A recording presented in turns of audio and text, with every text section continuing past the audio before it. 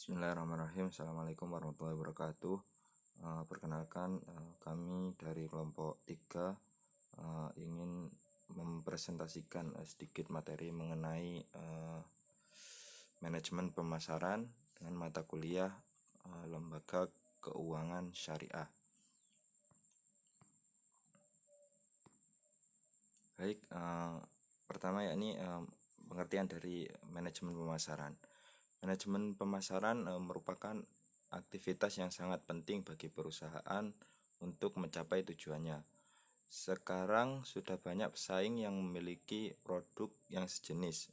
Perusahaan harus bisa menentukan strategi yang tepat agar perusahaan bisa terus berkembang seiring dengan perkembangan zaman.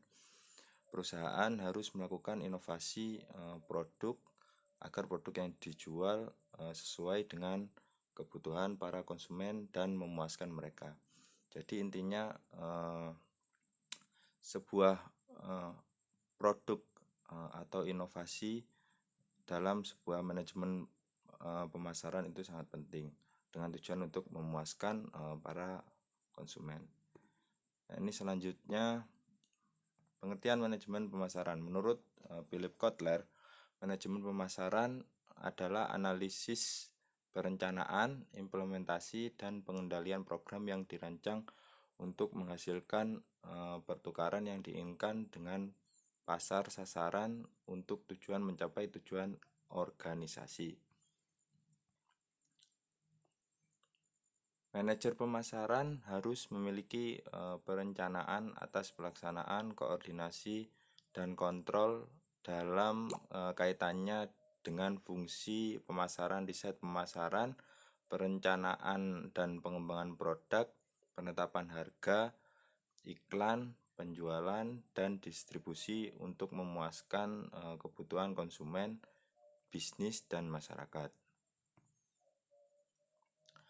Berbagai aktivitas pemasaran yang perlu dilakukan oleh organisasi perbankan adalah perlu mengetahui siapa pelanggan yang akan dituju, siapa relasi yang dapat mendukung kemajuan usaha perbankan, dan siapa saja yang dianggap sebagai pesaing usaha perbankan tersebut. Untuk dapat memahami hal tersebut, berbagai pemahaman perlu dilakukan, yakni sebagai berikut. Yang pertama yakni riset pemasaran. Merupakan sebuah studi mengenai kebutuhan dan keinginan nasabah pengguna jasa bank dan cara-cara agar bank dapat memenuhi kebutuhan nasabah tersebut. Riset pemasaran dapat diperoleh dengan cara menyewa jasa sebuah perusahaan riset pemasaran untuk melakukan penelitian. Di sisi lain, kebanyakan perusahaan besar memiliki departemen riset pemasaran tersendiri. Yang kedua yakni perilaku nasabah atau consumer behavior. Merupakan studi dari proses keputusan mengapa nasabah bersedia menjadi nasabah bank dengan memanfaatkan produk-produk yang ditawarkannya. Perilaku pasar dapat tercermin dari keputusan pembelian. Keputusan pembelian yang dimaksud bisa merupakan pilihan terhadap produk, pilihan terhadap merek, pilihan terhadap distributor, pilihan terhadap waktu pembelian, dan pilihan terhadap jumlah pembelian. Yang ketiga yakni loyalitas merek atau brand loyalty. Merupakan pola perilaku reguler dari nasabah yang selalu setia menggunakan jasa perbankan berdasarkan pada kepuasan terhadap suatu pelayanan dan produk yang ditawarkan. Selanjutnya yakni produk bank. Produk utama perbankan dari bank sebagai perusahaan jasa adalah penghimpunan dana, penyaluran dana, dan layanan atau jasa perbankan. Jasa-jasa bank lainnya merupakan jasa pendukung kegiatan bank. Jasa-jasa ini diberikan untuk mendukung kelancaran kegiatan menghimpun dan menyalurkan dana, baik yang berhubungan secara langsung maupun tidak langsung terhadap kegiatan penyimpanan dana dan penyaluran pembiayaan.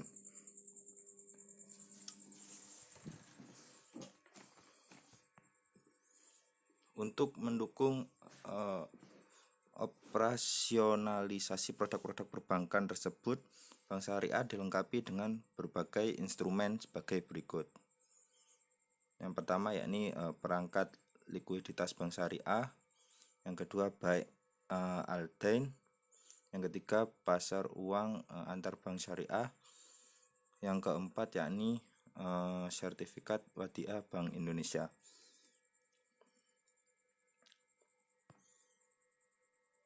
Selanjutnya yakni mengenai penentuan harga.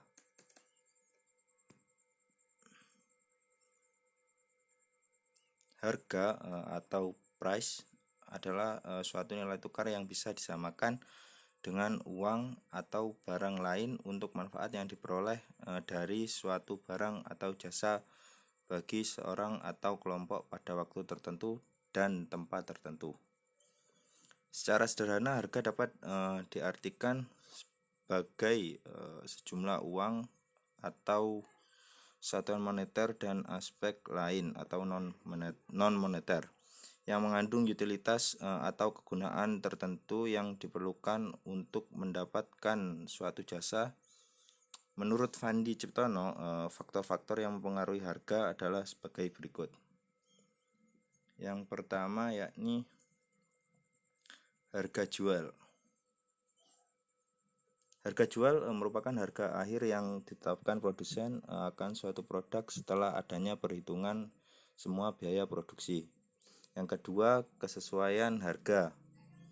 Tinggi rendahnya harga ditetapkan perusahaan sesuai dengan kualitas produk tersebut, sehingga konsumen akan mendapatkan manfaat yang seimbang dengan jumlah uang yang dikeluarkan, atau dalam istilah kasarnya ada harga, ada kualitas. Yang ketiga yakni perbandingan harga. Perbandingan mengenai harga yang ditetapkan perusahaan dengan perusahaan lain dengan produk yang sejenis atau substitusi, sehingga konsumen akan dapat menetapkan pilihannya terhadap beberapa alternatif produk tersebut. Selanjutnya yakni promosi. Menurut Swasta dan Irawan 2008, promosi adalah arus informasi yang dibuat untuk mengarahkan seseorang atau organisasi kepada tindakan yang menciptakan pertukaran dalam pemasaran. Sedangkan menurut Griffin dan Ebert, promosi adalah setiap teknik yang dirancang untuk menjual produk. Strategi promosi adalah komunikasi berkaitan dengan masalah-masalah perencanaan dan pengendalian persuasif dengan pelanggan. Strategi promosi ini biasanya digunakan untuk menentukan proporsi. Bauran promosi. Bauran promosi meliputi periklanan atau advertising, penjualan personal atau personal selling, promosi penjualan, hubungan masyarakat, informasi dari mulut ke mulut, dan pemasaran secara langsung. Yang pertama yakni periklanan. Periklanan merupakan salah satu bentuk dari komunikasi impersonal yang digunakan untuk perusahaan barang atau jasa.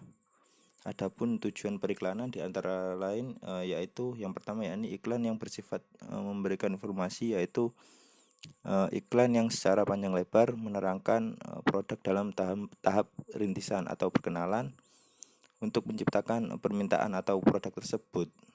Yang kedua yakni iklan tujuannya ini membujuk, yaitu iklan menjadi penting dalam situasi persaingan di mana sasaran perusahaan adalah menciptakan permintaan yang selektif akan merek tertentu.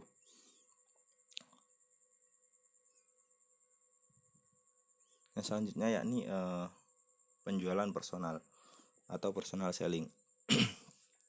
Penjualan pribadi atau personal selling adalah presentasi yang penyajian lisan dalam suatu percakapan dengan satu atau lebih calon pembeli dengan tujuan agar melakukan suatu pembelian. Sifat penjualan perseorangan dapat dikatakan lebih fleksibel karena tenaga penjualan dapat secara langsung menyesuaikan penawaran penjualan dengan kebutuhan dan perilaku masing-masing calon pembeli. Penjualan perseorangan mempunyai peranan penting dalam pemasaran produk karena interaksi secara personal antara penjual dan pembeli sangat penting.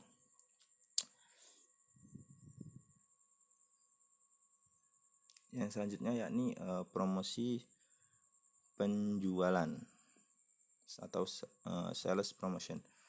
Promosi penjualan adalah semua kegiatan yang dimaksudkan untuk meningkatkan produk dari produsen sampai pada penjualan akhirnya. Misalnya dengan spanduk dan brosur, promosi penjualan dapat diberikan kepada konsumen, perantara maupun tenaga penjualan. Selanjutnya yakni hubungan masyarakat atau public relation. Hubungan masyarakat merupakan kiat pemasaran yang penting dilakukan oleh perusahaan, di mana perusahaan tidak hanya berhubungan dengan pelanggan, pemasok, dan penyalur, tetapi juga harus berhubungan dengan kepentingan publik yang lebih besar. Yang selanjutnya yakni informasi dari mulut ke mulut atau mouth to mouth. Pelanggan akan berbicara kepada pelanggan atau masyarakat lain tentang pengalamannya menggunakan produk yang dibelinya. Promosi dalam hal ini merupakan referensi dari orang lain, dilakukan dari mulut ke mulut. Selanjutnya pemasaran secara langsung atau direct marketing. Pemasaran langsung merupakan unsur terakhir dalam bauran komunikasi dan promosi. Pemasaran langsung ada 6 macam, yaitu direct mail, mail order, direct response, direct selling, telemarketing, dan digital marketing. Yang selanjutnya yakni pasar sasaran.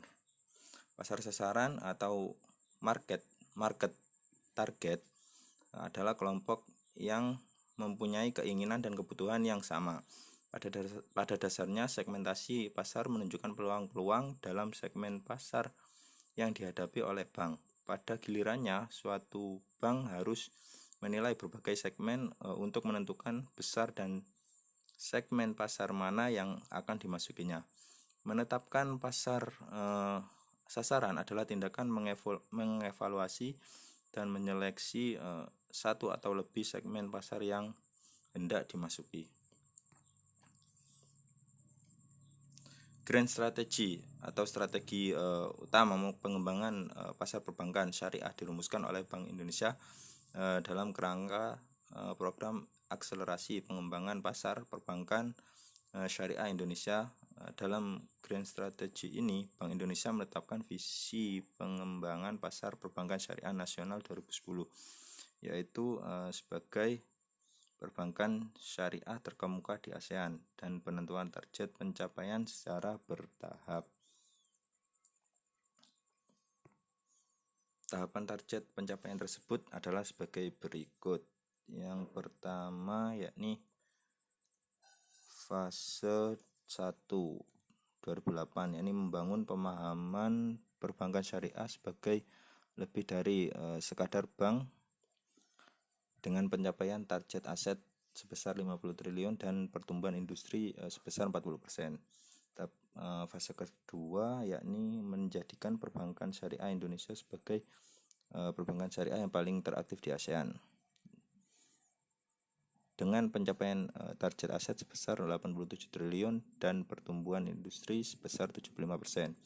Yang terakhir yakni fase ketiga menjadikan perbankan syariah Indonesia sebagai perbankan syariah terkemuka di ASEAN dengan pencapaian target aset sebesar 124 triliun dan pertumbuhan industri sebesar 80%. Demikian presentasi dari saya. Kurang lebihnya mohon maaf. Jika ada sesuatu yang perlu ditanyakan, bisa ditanyakan dalam forum diskusi. Sekian, terima kasih. Assalamualaikum warahmatullahi wabarakatuh.